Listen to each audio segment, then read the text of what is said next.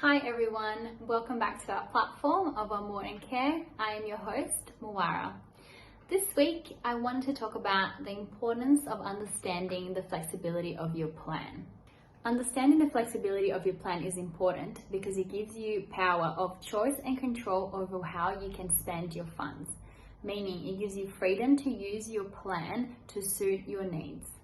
This is also important for providers to know because they are helping you to make informed decisions about how to spend your funding within the NDIS guidelines. Sometimes when you're in a meeting with a planner for only 45 minutes, sometimes an hour, they are not able to grasp your full disability needs, which means that they're not going to detail exactly how you can spend that funding. Also, NDIS acknowledges that every day-to-day life changes and participants' needs might increase or decrease over time. COVID was a great space where NDIS created more flexibility between core and capacity building in order to support participants' needs. This means that once you get your plan, it's really important for you to look beyond the descriptors. That's the comments that the planners put inside your NDIS plan. Sometimes planners just copy and paste what is a generic descriptor into their plans. Unless your support is stated, which means there is no flexibility to use within the line items, your funding is and can be used flexibly. Under your plan, even though a planner might state that you have $2,000 to use for a functional capacity assessment under improved daily living, it does not necessarily mean that you have to utilize your funding that way. You can choose to use this funding with other therapists that might be more value to you and where you're at in your life in terms of achieving your goals. As long as this is directly related to your disability and you're using as a way to achieve the plan goal, you don't need to go and request a change of circumstances or a review if you have the funding available to use for the services that you need.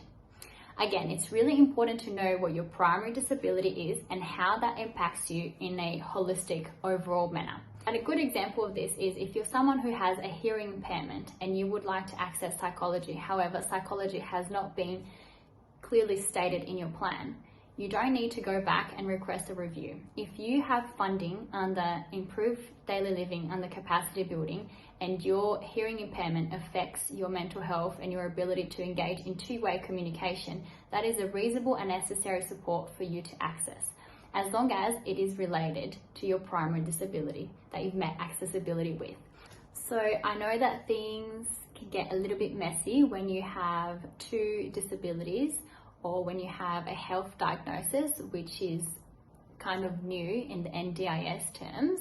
This is why it's important for you to have the support of providers who understand the NDIS and who are able to guide you to help you define how much that impacts your life and how much support you need.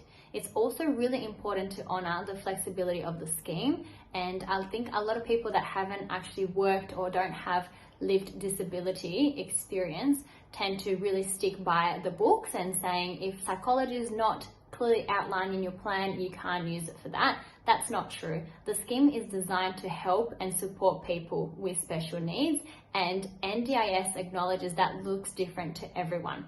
It's impossible for a planner to be able to look at your whole life and provide a perfect plan based on every single one of your needs.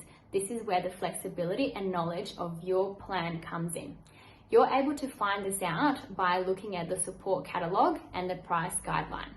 I know it seems like a lot and it's very confusing, but once you learn to look into the categories and the subcategories of each of your line items, you'll be able to understand just how much you can do with that single bucket of funding.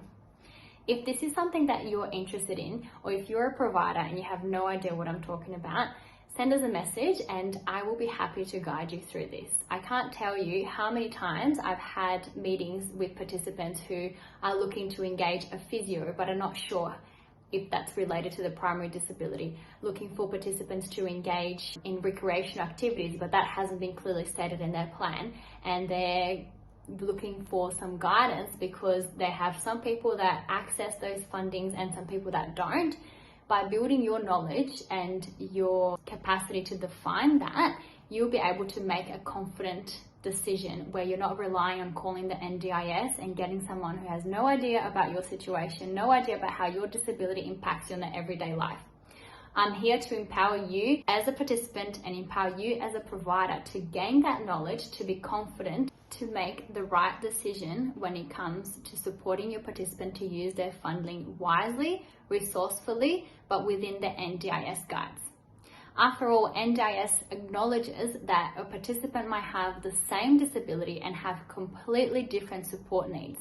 It's crazy to think that they would allow you to only use that funding for whatever the planner has dictated in that plan. Thank you for listening to me rant and getting out all the frustrations of the scheme. Like I said before, I am really passionate about this. I know that it can work, and it is by giving out knowledge to people and helping them to really maximize their plans that we're going to see an improvement. That means that we all work together and work confidently, and also not spending all of our very limited hours calling the NDIS to get 10 different answers to the same question. So if you've enjoyed this, follow us for some more helpful tips. As always, please message us with any questions. We're here to help you, and we are grateful that you're here. So thank you, and see you next time.